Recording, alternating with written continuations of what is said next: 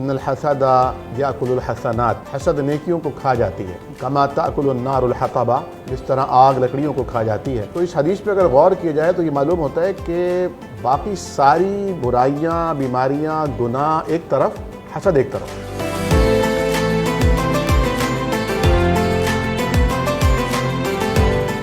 آج کا ہمارا موضوع حسد کیا ہے اور اس کا کیا علاج ہے، اسی موضوع پر بات کرنے کے لیے ملک کے نامور عالم دین حضرت علامہ ڈاکٹر عامر محمدی صاحب موجود ہیں۔ آئے ان سے بات کرتے ہیں۔ السلام علیکم حضرت۔ وعلیکم السلام۔ سب سے پہلے آپ کو امان رمضان میں خوش آمدید کہتے ہیں۔ بہت شکریہ، جزاک اللہ۔ حضرت، ہم نے دیکھا ہے کہ ہم میں سے اکثر لوگ جو ہے وہ حسد جیسی بیماری میں مبتلا ہوتے ہیں، پھر حسد سے جو ہے نا اینزائٹی اور ڈپریشن اور بہت ساری برائیاں جنم لیتی ہیں۔ تو بیسکلی حسد ہے کیا اور لوگ اس میں مبتلا کیوں ہوتے ہیں؟ بسم اللہ الرحمن الرحیم، نحمدہ ونصلی ونسلم علی رسولہ الکریم وبعد۔ آپ نے ایک تو پروگرام کا نام بہت اچھا رکھا ہے، امان رمضان، یعنی رمضان میں ایسی تعلیمات آپ لوگوں کو دے رہے ہیں جس سے وہ نہ صرف یہ کہ خود حالت امن اور سکون میں ہو، بلکہ ان کا وجود باعث امن بن جائے۔ اللہ کریم آپ کی ان کوششوں کو قبول فرمائے۔ آمین۔ جزاک اللہ۔ اور جو آپ نے ٹاپک رکھا آج کا حسد، وہ بھی بہت اہم ترین ہے۔ میں یہ سمجھتا ہوں کہ نبی کریم صلی اللہ علیہ وسلم جو دراصل ساری امت کی نبض شناس تھے اور حکیم الامت تھے، آپ نے جو فرمایا نا کہ ان الحسد یاکل الحسنات، حسد نیکیوں کو کھا جاتی ہے، کما تاکل النار الحطب، جس طرح آگ لکڑیوں کو کھا جاتی ہے۔ تو اس حدیث پہ اگر غور کیا جائے تو یہ معلوم ہوتا ہے کہ باقی ساری برائیاں، بیماریاں، گناہ ایک طرف، حسد ایک طرف۔ اور یہ بھی ایک یعنی فطری حقیقت ہے کہ جس انسان کو اللہ رب العالمین کی معرفت نہیں ہوگی اور وہ اللہ رب العالمین کو اللہ تسلیم تو کر چکا ہے، لیکن اللہ ہے کون، کیا ہے، اس کی جو ذات ہے وہ کس قدر والا صفات ہے، اور وہ ہر قسم کی کجی سے، ہر قسم کی نقص سے، ہر قسم کے جتنی بھی بیماریاں یا برائیاں، جتنی بھی کمیاں اور کجیاں ہیں، ان سب سے پاک ہے، منزہ ہے، اسی لیے وہ سبحان ہے۔ واہ واہ۔ تو اگر یہ معرفت کسی کو نصیب نہیں ہوتی تو وہ لا محالہ حسد کا شکار ہو جاتا ہے۔ اور اگر کسی کو یہ معلوم ہو کہ اللہ رب العالمین جس نے اسے پیدا کیا ہے اور ساری کائنات کا وہی خالق ہے، مالک ہے، رازق ہے، حاجت روا ہے، مشکل کشا ہے، تو وہ جو قسام حقیقی ہے، جس نے نہ صرف قسمتیں بنائی ہیں، تقدیر بنائی ہے، بلکہ چیزوں کو، عہدوں کو، مرتبوں کو، مناصب کو تقسیم بھی اس نے کیا ہے، تو پھر وہ اللہ رب العالمین کی رضا میں راضی ہونے کو سعادت سمجھے گا اور حسد جیسی بیماری کا شکار نہیں ہوگا۔ نبی کریم صلی اللہ علیہ وسلم نے ایک بڑی پیاری دعا سکھائی ہے جو صبح اور شام پڑھنے کی تعلیم دی گئی، رضیت باللہ ربا وبالاسلام دینا وبمحمد صلی اللہ علیہ وسلم نبیا، یعنی میں اللہ کے رب ہونے پر راضی ہو گیا۔ رب کے معنی ہے پرورش کرنے والا، پالنے والا، تربیت کرنے والا، کھانے کو دینے والا، پہننے کو دینے والا، کس عہدے پر، کس منصب پر، کتنی زندگی جینی ہے، کس علاقے میں رہنا ہے، کتنے گز کے، کتنے مرلے کے اور کتنے ہزار گز کے پلاٹ کے مکان میں رہنا ہے، یہ اللہ رب العالمین نے تقسیم کیا ہے۔ وہ رب ہے۔ اگر وہ رب ہے اور وہ سبحان ہے، ہر عیب سے، ہر کجی سے، ہر نقص سے، ہر کوتاہی سے، ہر بھول سے، چوک سے اور الٹف فیصلوں سے، یعنی ایسا نہیں ہے کہ کوئی اس کا اپنا ہے تو اسے نواز رہا ہے، کوئی اپنا نہیں ہے، یعنی کوئی سگا ستیلا نہیں ہے اللہ کی نظر میں، سارے بنی آدم اللہ کی بندے ہیں اور سب اللہ تبارک و تعالیٰ سب کو ایک نظر سے دیکھتا ہے، سب کو یہ سب مواقع عطا فرمائے ہیں۔ ہاں، اس کے نزدیک عزت اسے ملتی ہے، ان اکرمکم عند اللہ اتقاکم، جو سب سے زیادہ اللہ کا تقوی اختیار کرتا ہے، متقی ہوتا ہے، جس کے دل میں اللہ کا ڈر ہوتا ہے۔ تو جب وہ یہ سمجھ بیٹھا ہے کہ میں اللہ رب العالمین کی ملکیت ہوں، تو اللہ مجھے جیسے استعمال کرے، جہاں استعمال کرے، جس حال میں رکھے، میں اس حال میں خوش رہوں گا۔ تو جب شکر انسان کے دل اور دماغ سے نکلتا ہے تو حسد وہاں پر جگہ بناتا ہے۔ اور حسد، علماء نے لکھا ہے کہ دراصل حاسد کسی سے حسد کر کے دراصل اللہ تعالیٰ کے رب ہونے اور اس کی تقسیم پر راضی نہ ہونے کا اعلان کر رہا ہوتا ہے۔ اللہ گویا کہ اللہ تعالیٰ نے اگر کسی کو کسی مقام پر رکھا ہے تو وہ غلط رکھا ہے، نعوذ باللہ نعوذ باللہ. مجھے اس مقام پر ہونا چاہیے تھا. کسی کو اگر بہت اونچا عہدہ اور مرتبہ ملا ہے تو یہ اس کے لائق نہیں تھا. کسی کو اقتدار ملا ہے تو یہ اس کا حقدار نہیں تھا. کسی کو اگر اچھی یعنی زندگی گزارنے کا اللہ موقع دے رہا ہے، اچھا یہ بھی سمجھنے کی بات ہے کہ اللہ نے یہ دنیا بنائی ہے یہ آزمائش کے لیے بنائی ہے، انعام کے لیے نہیں بنائی. دنیا میں اگر اللہ تعالیٰ نے کسی کو عطا کیا ہے تو وہ بھی آزمانے کے لیے، اور اگر کسی کو محروم کر رکھا ہے تو وہ بھی بطور آزمائش ہے. انعام کے لیے تو اللہ نے آخرت کو رکھا ہے، جہاں جزا اور سزا ہوگا، جو ڈے آف ججمنٹ ہے وہاں پر فیصلے ہوں گے کہ کون انعام کے لائق ہے اور کون سزا کا مستحق ہے. بے شک. اچھا حضرت، ہم دیکھتے ہیں کہ اکثر و بیشتر جو ہے وہ حسد جیسی بیماری میں مبتلا ہے. تو ایسا گمان ہوتا ہے کہ یہ فطری چیز ہے. اگر یہ فطری چیز ہے، یہ فطری عمل ہے، یعنی قدرتی طور پر یہ ہے، تو اس کے بارے میں وعیدیں کیوں ہیں؟ یہ گناہ کیوں ہے؟ اس کو برا کیوں سمجھا جاتا ہے؟ آپ نے بالکل صحیح فرمایا کہ یہ حسد ایک ایسی بیماری ہے کہ ایک بزرگ نے لکھا ہے، امام ابن جوزی رحمہ اللہ نے غالباً، فرماتے ہیں کہ ایسا کوئی بھی انسان نہیں ہے جس کے دل میں کہیں نہ کہیں کسی نہ کسی کے لیے کوئی حسد موجود نہ ہو. اور وہ یہاں تک لکھتے ہیں کہ ہر شخص حسد کرتا ہے، جو کمینہ ہوتا ہے وہ حسد ظاہر کر دیتا ہے، اور جو شریف اور نیک اور ذرا وفادار ہوتا ہے وہ اپنے حسد کو چھپا لیتا ہے. تو عام طور پر ایسا ہوتا ہے نا کہ کوئی کسی کو کوئی ایسا جملہ کہہ دیتا ہے جس سے سننے والے کو تکلیف ہوتی ہے، اور وہ کہتا ہے یار آپ مذاق اڑا رہے ہیں. نہیں میں تو مذاق کر رہا ہوں. تو مذاق میں ہنستے ہنستے وہ اپنے دل کی جو حسد ہوتی ہے یا دل کی جو نفرت ہوتی ہے اس کا اظہار کر ہی بیٹھتے ہیں. تو یہ ایک فطری جذبہ تو ہے، لیکن فطری جذبے تو بہت سارے ہیں. مثال کے طور پر نفرت ایک فطری جذبہ ہے، رقابت ایک فطری جذبہ ہے، اور رقابت ہی سے حسد بھی پیدا ہوتی ہے. اسی طرح اگر ہم انسانی تاریخ پر غور کریں ادروئے قرآن، تو قرآن ہمیں یہ بتاتا ہے کہ سب سے پہلا جو حسد دنیا میں سامنے آیا وہ حضرت آدم علیہ السلام کے دو بیٹوں کے درمیان ہوا. اور اس کی وجہ بھی یہ ہوئی کہ اس قربا قرباناً، دونوں نے اپنی قربانی کو اللہ کے سامنے پیش کیا.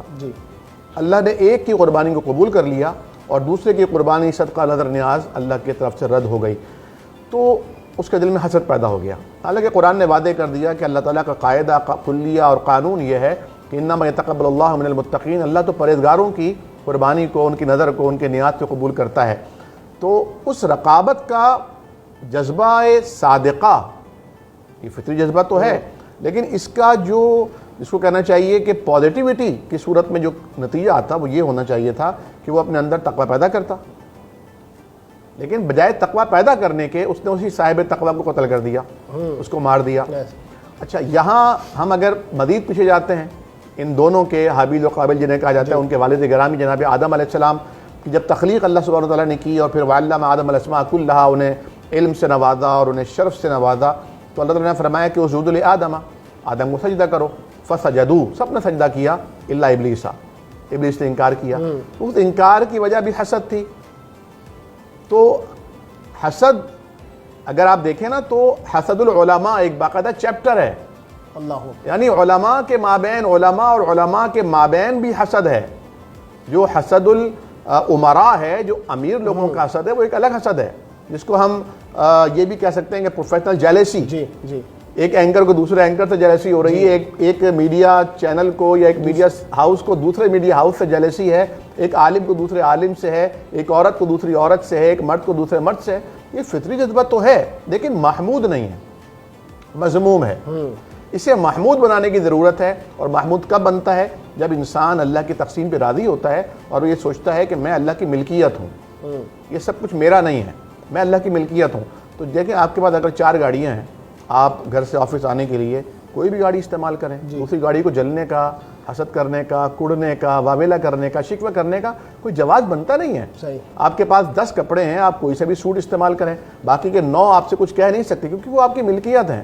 اس طرح غلام ہوتا ہے، غلاموں کو جو 10 غلام ہیں، 10 غلاموں میں سے کسی ایک غلام کو ڈیوٹی دے دی، باقی 9 غلام کیا کر سکتے ہیں؟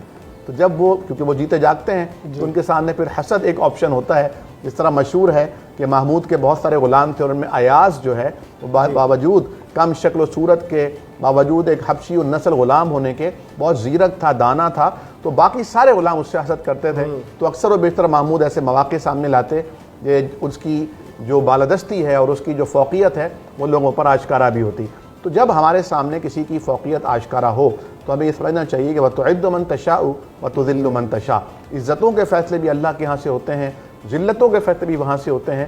تو جہاں سے یہ تقسیم ہو رہی ہے, جہاں سے فیصلے صادر ہوتے ہیں, وہاں لو لگائی جائے, وہاں پکار کی جائے, وہاں پر اپنی عرضی پیش کی جائے. جس اللہ نے اسے نوازا ہے وہ آپ کو بھی نواز سکتا ہے. سبحان اللہ.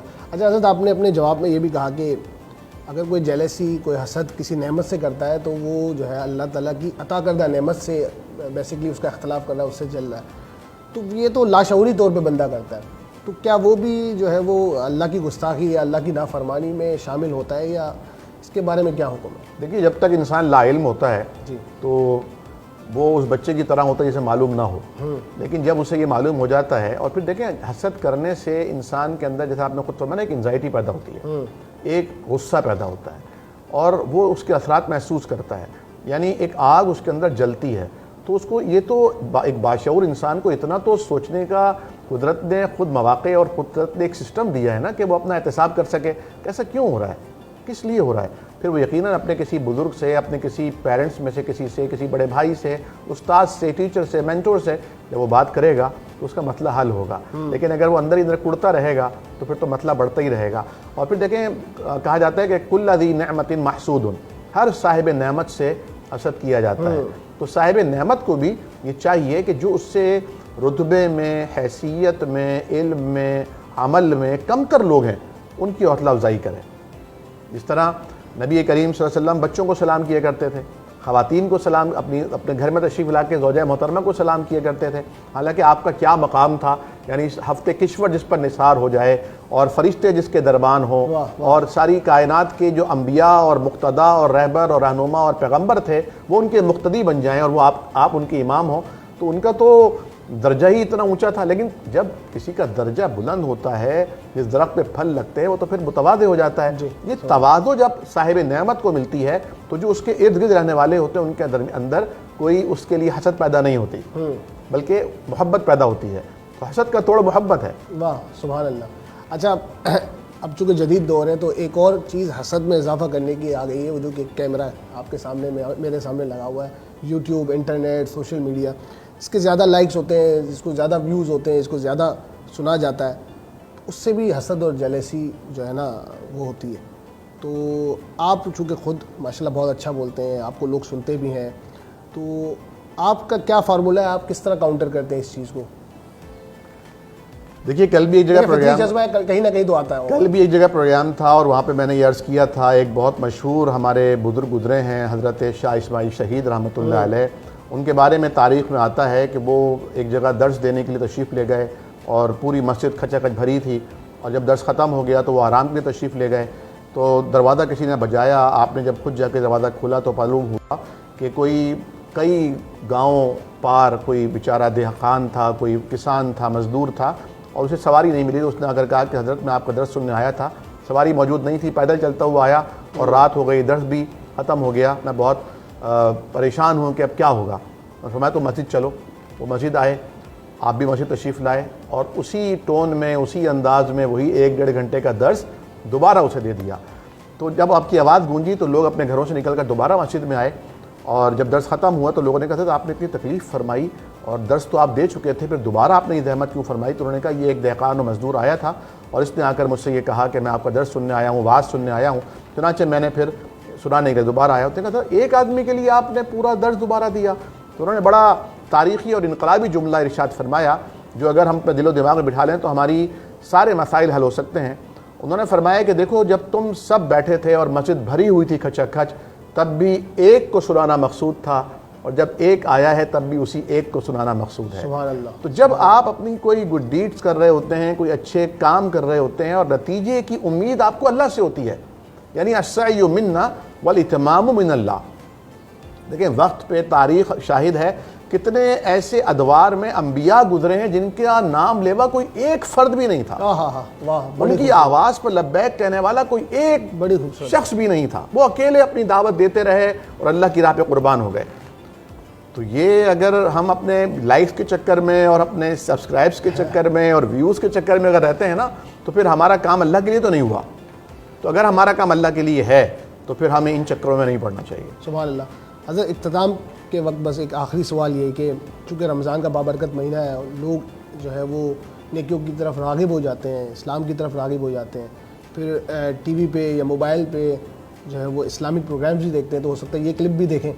تو آپ کیا پیغام دیں گے حسد کے حوالے سے، خاص طور پہ آج کل کے یوتھ کو جو مادہ پرستی میں بہت زیادہ انوالو ہو چکی ہے، اور جس کے پاس اللہ تعالیٰ نے جو چیز نہیں دی تو اس پہ بہت زیادہ اندر کرتے رہتے ہیں، پھر وہ کرتا پھر حسد بنتی ہے، حسد کے بعد اور کرائم جنم لیتے ہیں، تو ان کو آپ کیا پیغام دیں گے؟ دیکھیے 3-4 باتیں ہیں. پہلی بات تو یہ ہے کہ حسد سوکروں کے درمیان بھی ہوتا ہے، حسد بچوں کے درمیان بھی ہوتا ہے. خاص طور پر نیا بچہ جو آتا ہے، وہ جو اس سے بڑا بھائی یا بڑی بہن ہوتی ہے، اس کے دل میں بڑی باتیں پیدا ہو جاتی ہیں. تو یہ والدین کی ذمہ داری ہوتی ہے کہ وہ بچپن سے اپنے بچوں کا ذہن بنائیں اور ان کو حسد سے دور رکھنے کی کوشش کریں. جہاں تک نوجوانوں کی آپ نے بات کی، تو اس وقت نوجوانوں میں ایک بہت بڑی تعداد ایسی ہے جو اس قسم کے تمام کمپلیکسز کا اور احساس کمتری کا، برتری کا، محرومی کا شکار ہو رہی ہے. اور اس کی ایک بہت بڑی وجہ ہمارا سوشل میڈیا ہے یقینی طور پر، کیونکہ سمجھانے کے لیے لوگ موجود نہیں ہیں، اور بچے خود شاید سمجھنا بھی نہیں چاہتے. جو جنریشن گیپ ہے وہ چاہتے بھی نہیں کہ کوئی ہمیں آ کے سمجھائے. ہم سب کچھ سمجھتے ہیں، لیکن مسئلہ بڑھتا جا رہا ہے. ہمارے ہاں جتنے بھی لوگ نفسیاتی عوارضات کا شکار ہوتے ہیں وہ اس چیز کو چھپاتے ہیں. تو پہلی بات تو یہ کہ چھپانے سے مرض بڑھتا ہے، نہ کہ مرض ختم ہوتا ہے. اور دوسری بات یہ ہے کہ ہمارے نوجوان طبقے کو یہ چاہیے کہ وہ یہ بات اپنے ذہن میں بٹھا لے کہ اللہ سے دعا یہ کرنی چاہیے، یا اپنے دل میں امنگ یہ جگانی چاہیے کہ جو چیز اس کے پاس ہے ماشاء اللہ تبارک اللہ، اللہ اس کو برکت دے. سبحان اللہ. جب آپ یہ کہتے ہیں نا الحمدللہ ماشاء اللہ تبارک اللہ، اللہ تیرا شکر ہے تو نے مجھے جس حال میں رکھا، تو آپ کو خود بخود نعمتوں کے ملنے کے چانسز پیدا ہوتے ہیں. قرآن نے کہا کہ لئن شکرتم لازیدنکم، اگر تم شکر گزار بنو گے تو اللہ نعمتوں میں اضافہ کرے گا. اور فرمایا اگر تم ناشکری کرو گے تو نعمتیں موجود بھی چھن جائیں گی. دوسری طرف جب آپ کسی کو برکت کی دعا دیتے ہیں اور بالخصوص اس کی غیر موجودگی میں دیتے ہیں، جیسے میں آپ کا کلپ دیکھ رہا ہوں، کوئی اور عالم دین یہاں اسکالر بیٹھے ہوئے بات کر رہے ہیں اور میں ان کو دعا دیتا ہوں غیر موجودگی میں، غیابت میں، تو اللہ تعالیٰ کے حبیب نے فرمایا ایک فرشتہ اللہ مقرر کرتا ہے جو وہاں جا کر اس کی دعا پر آمین کہتا ہے اور کہتا ہے اللہ جس طرح اس کی فین فالوئنگ بڑھ رہی ہے اس کی بھی بڑھا دے. سبحان اللہ. میں اس کے لیے دعا کر رہا ہوں کہ اللہ اس کو اچھی گاڑی عطا فرما، تو وہ فرشتہ کہتا ہے اللہ اس کو بھی عطا فرما، اور جو یہ دعا کر رہا ہے اس کو بھی عطا فرما. تو آسان ترین نسخہ اپنی دعاؤں کی قبولیت کا یہ ہے کہ جو آپ اپنے لیے مانگنا چاہتے ہیں وہ اپنے کزن کے لیے مانگیں. سبحان اللہ. جو اپنے والد کے لیے مانگنا چاہتے ہیں وہ اپنے خالو پھپھا اور چچا کے لیے مانگیں. جو اپنی امی کو دینا چاہتے ہیں وہ اپنی پھپھو چچی تائی اماں کے لیے، ممانی جان کے لیے مانگیں، اللہ تعالیٰ آپ کو بھی عطا کر دے گا. حضرت آپ نے بہت خوبصورت باتیں کی، بہت شکریہ آپ کا وقت کا.